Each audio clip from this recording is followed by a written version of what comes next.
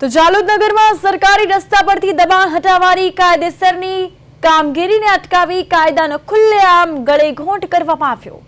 જાલોદ પ્રાંત અધિકારી દ્વારા આપવામાં આવેલ સ્ટે હુકમને નગરપાલિકા પ્રમુખે ખોટો એકતરફી અને દબાણકારોને બચાવવાનો પ્રયાસ ગણાવ્યો। દાહોદ કલેક્ટરને લેખિતમાં રજૂઆત મોકલવામાં આવી છે। દાહોદ કલેક્ટરને લેખિત રજૂઆત મોકલવામાં આવી। જાલોદમાં દબાણ હટાવવાની કાર્યવાહી અટકી છે।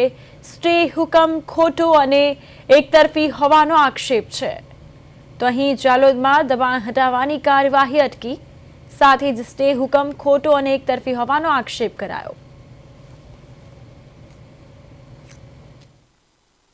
જાલોદ નગરમાં વિધર્મીઓ દ્વારા જે દબાણો કરવામાં આવ્યા છે, મોટી મોટી બિલ્ડિંગો બનાવવામાં આવી છે, દબાણો કરે છે અને હિન્દુ એરિયાઓમાં તેઓ પગ પેસારો કરીને જમીનોના દબાણો કરે છે।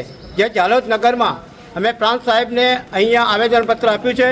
તમામ હિન્દુઓ તેમજ RSS તેમ બજરંગ દળ દરેક કાર્યકરો અહીંયા આવીને સરકારશ્રીને આવેદન આપ્યું છે કે જે બી આ વિધર્મીઓ દ્વારા દબાણો કરવામાં આવેલા છે એ તમામ દબાણો દૂર કરવામાં આવે એવી સરકારશ્રીને વિશ્વ હિન્દુ પરિષદ બજરંગ દળ દ્વારા આજરોજ જાલોદ નગરમાં મામલતદાર કચેરી ખાતે આવેદનપત્ર હાલવામાં આવ્યું છે અને આવેદનપત્રમાં જણાવ્યું છે કે જાલોદ નગરના અંદર જે વિધર્મી લોકો હિન્દુ સમાજની જમીન અથવા સરકારની જમીનો પર મોટી મોટી બિલ્ડિંગો અથવા અન્ય ધંધા રોજગાર કરી અને હિન્દુઓની જમીનો પચાવી પડી છે, એના વિરોધના અંદર અમે આવેદનપત્ર આપ્યું છે।